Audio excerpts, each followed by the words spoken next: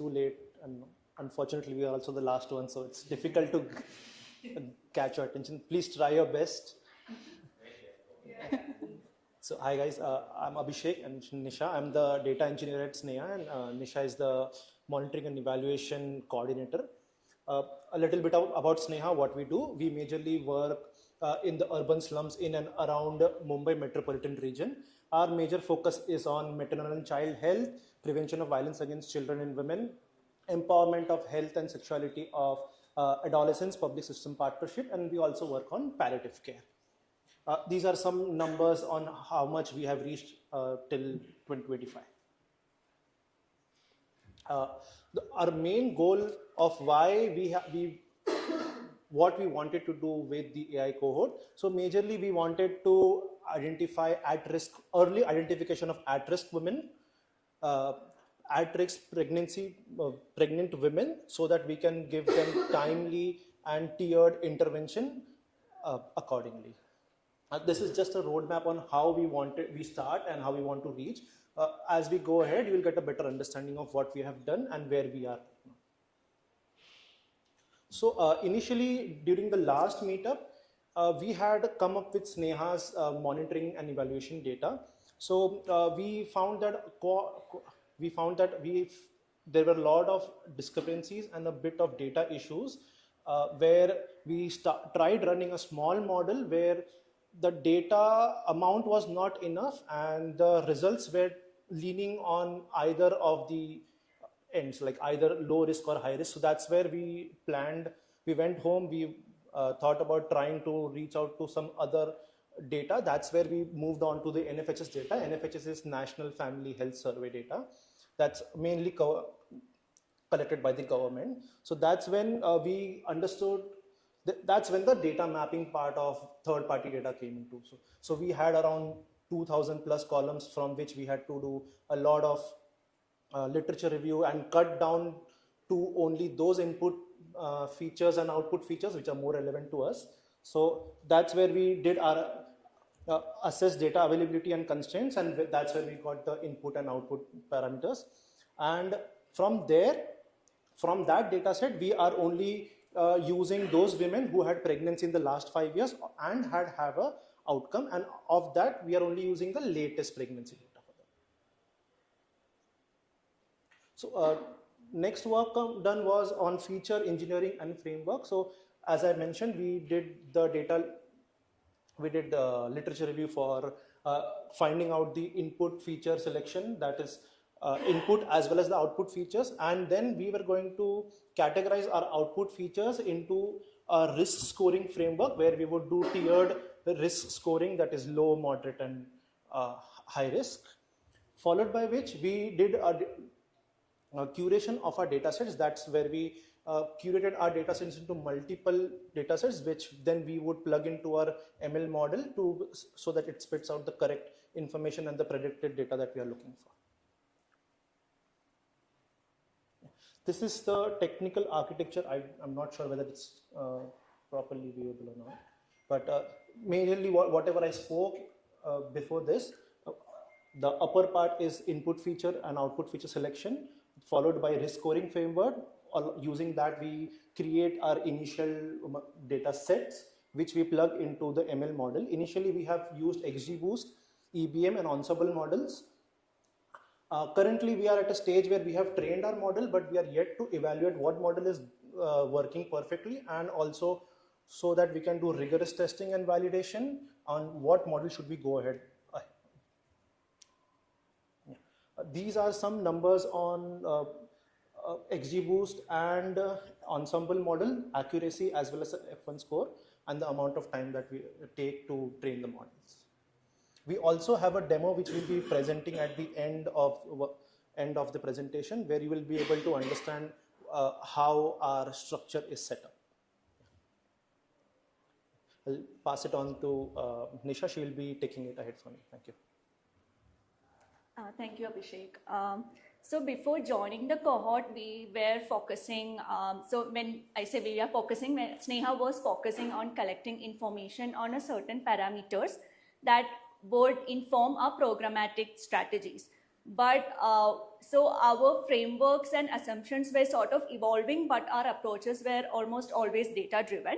But once we joined the cohort, our perspective also sort of shifted, because we realized for a predictive model, it's not just the information that's collected that is important, but also the way in which we are collecting the information. So when we say that, when we tried it out with Sneha's data set and it did not work out, it was because, so if I could give an example, when we say if you had any complications during your previous pregnancy, we were taking it as a whole category. We were not tearing it down to whether it was a complication due to excessive bleeding or whether it was a complication due to prolonged labor.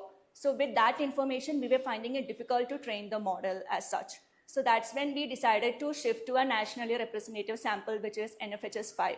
And also with input from our AI cohort mentors and also our peers like IPE Global, whose problem is also sort of structurally similar to ours. And also within our internal discussions, we thought it's best if we build a prototype with NFHS model and then refine the model later using our data from Sneha.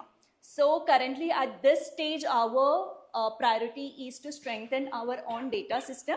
So now we are currently in the process of revising our monitoring and evaluation framework to sort of bring in a few more important input and output features, which we had identified through the analysis of the NFHS data set. So that's sort of where we are currently at. And also, as the new data starts coming in, we will be continuously refining the model in the background so to make it a little more closer to our intervention setting, which is the Mumbai metropolitan region. And as the improved system starts bringing in consistent data, we will sort of pilot test the model quietly in the background to make sure that we have a model in hand which we are confident about. And also, and another priority area for us is to train our staff to responsibly use the AI. That is because it is a health-related issue. We want to bring everyone to the same understanding about what the AI model can and cannot do, and why decisions always should be human-led. And next is, if you would allow me to walk you through the dream that took us to the AI cohort, it was to sort of, so imagine I am a field staff, I am going out on field, I am registering a 37-year-old pregnant woman into my system. I get to know that she has a previous history of miscarriage, and also that her current hemoglobin level is indicating current anemic status. So as I am entering these details into my system, the system gives me an alert. This is a high-risk pregnancy. And it also gives a reason why, because the current age group, which is 40 years or 37, sorry, I think I said 37 years. So the age group, the current anemia status, and also a previous history of miscarriage. And with that, that would sort of be guiding our action forward. By action forward, I mean how many follow-ups need to be conducted during her pregnancy. When a referral framework needs to be established, where should she be referred to? And when should I alert my supervisor so that she can escalate the actions? Along with that, we'll also be building a simple dashboard which the program team can track on a real-time basis to identify in their particular area how many high-risk pregnancies are there and what is the status of those pregnancies. And so we'll just give you a quick demo. So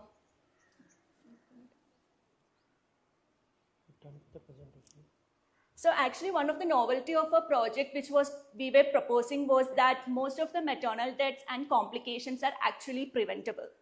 And when we also talk about preventable maternal complications and deaths, it's disproportionately skewed towards the vulnerable population. So at this point, we need to start looking at maternal health as a social issue, along with it being a medical issue.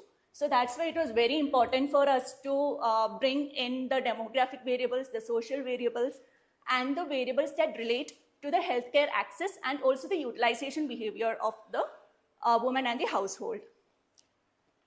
So here we have already filled in a few parameters in the interest of the time.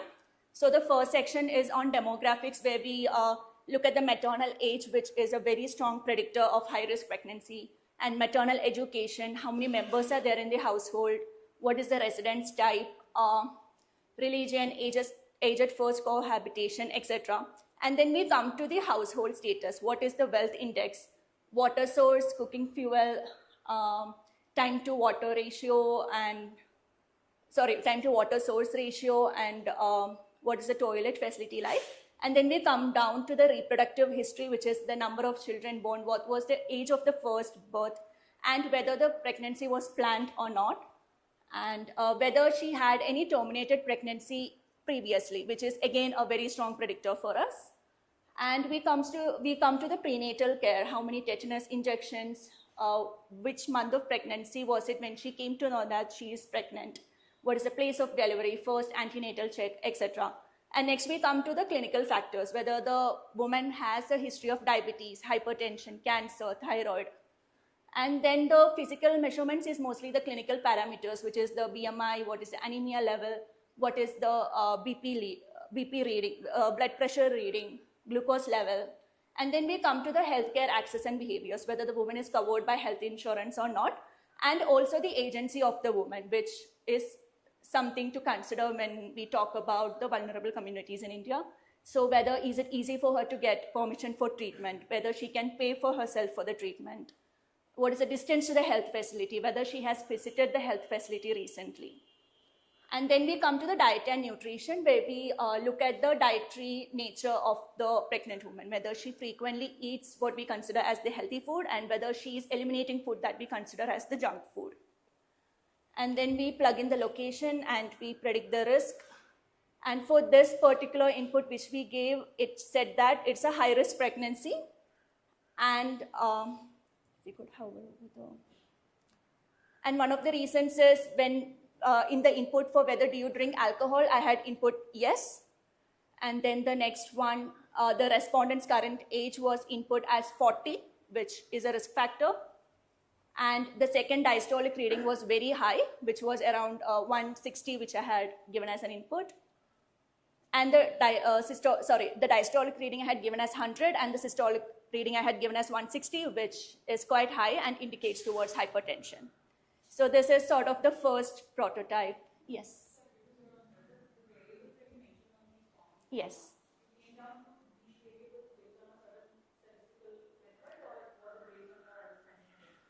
So our first step towards input feature was again similar to yours, the secondary review of the systematic reviews, which is already available. So our first step was to look at the global literature, what global evidence is currently available. And based on that, we brought in a set of primary determinants, which we thought has to be inbuilt in the model because those are very strong predictors. And then the second step was to look at the Indian literature, where we wanted to make sure that we have not missed out any contextual variables which may be unique to India.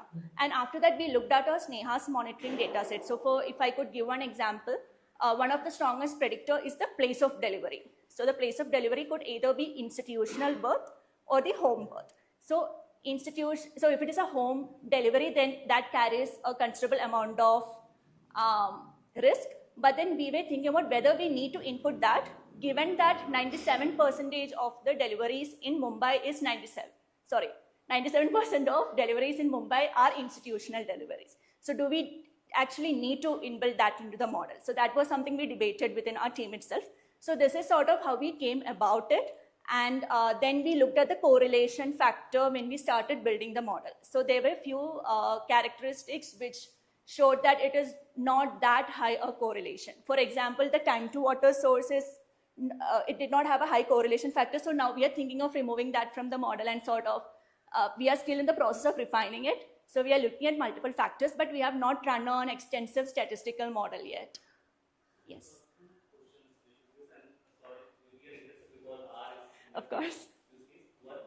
Have you faced a situation where intuitively any one variable is behaving in a different fashion to what normal literature says? So for example, focus ANC will reduce the risk of low-birth weight, but in the model, it's the other way around. Second question is that, for example, time to fetch water might not be directly linked to low-birth weight, but it is highly linked to gestational weight gain. Because the muscle loss will be much higher when the woman will travel at a longer distance with the bucket or whatever, right? So have you seen that part also in terms of, I mean, the planning? Absolutely. So the ANC visit is something we have also been struggling with, because even when I say that I have not done any ANC visit, it's not coming up as a high risk factor. So that's something. And another, again, challenge that we faced was, say a woman has a cancer, but the model is not able to detect that because of cancer, this is going to be a high risk pregnancy. And our assumption is that it's because the incidence in the community itself is low, the model is not able to pick it up and say that, okay, listen, cancer is a high risk category.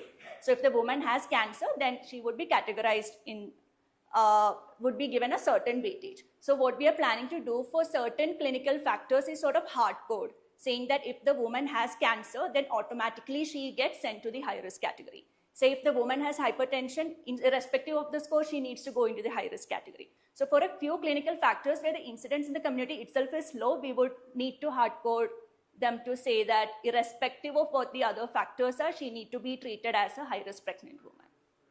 You will bypass the model for those cases? For a few clinical, we are still in the process of narrowing them down, but for a few features, we think it's important to hard code it. Yes. So the numbers that have been presented, low risk for the low risk is 56%. Is that the confidence with which it's saying? Yeah, there's a 53% chance that it's a high risk pregnancy, if I'm correctly. Yeah. Yeah. So we are still sort of refining the model, but here I think, so we also found that if the woman, so the highest correlation was found for alcohol consumption. So if the woman is consuming alcohol, it is shown as a very high risk factor, even though its incidence again in the community is quite low. So these are all challenges that we are still trying to figure out how to sort of fine tune into our model.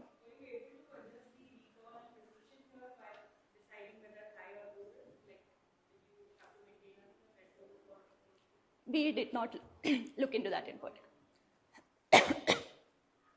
Yes. Yes, sir. A quick question. Since you've got such a large variable space, right, and while let's say that some of them are higher and lower in terms of confidence, how does a frontline worker assimilate that information when they're having a conversation with, like, say, a person on the other side?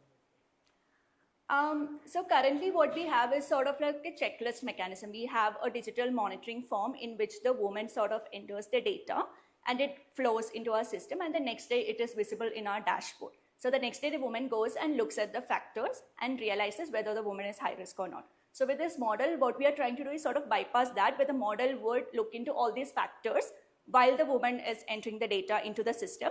And at the moment of the visit itself, she would get to know if this need to be treated as a high priority case or not. So at the moment, so at least that's what our vision is, sort of to make sure that the field worker knows whether to treat this on a priority basis or not. So we are, yeah, sorry. Yeah, so does that answer your question?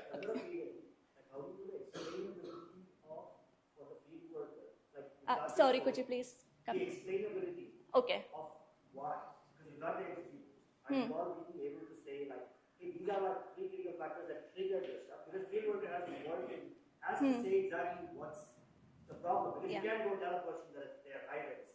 You've got to be able to also explain to them, like, why did this tech system actually flag you as high risk, and be able to work with it, right? So how do you work with the explainability here? Are you doing any analysis? So we would, ever since we started working on the project, we have always wanted it to be an explainable model, because even when the system is saying, is giving an alert of high risk, at that point itself, we also want to give sort of a box saying why she is being categorized as a high risk. For example, if there is a terminated pregnancy, then that would come up as maybe the top 3 reasons or the top 5 reasons as to why she is clubbed into the high risk category or a low risk category for that matter. And another thing was, we also tried, so initially we were looking at low, moderate and high risk category, but we figured that in the moderate risk, there were not many values that were, we were just not able to bring in a lot of features when it came to the moderate risk category. So for now, we have taken a simplistic turn and just said high risk and low risk. But for any risk category, we are envisioning a scenario where the reason also will be projected on the screen.